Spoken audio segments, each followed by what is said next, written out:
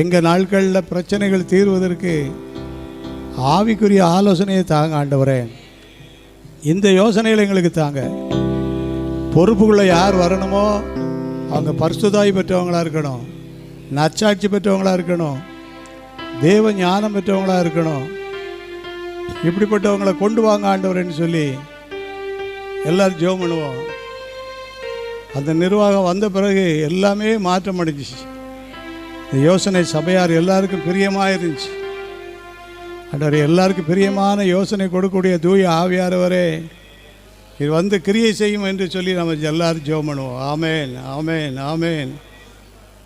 நல்லா ஜெபம் பண்ணுங்க. இந்த ஜெபம் காணாது, இந்த ஜெபம் காணாது.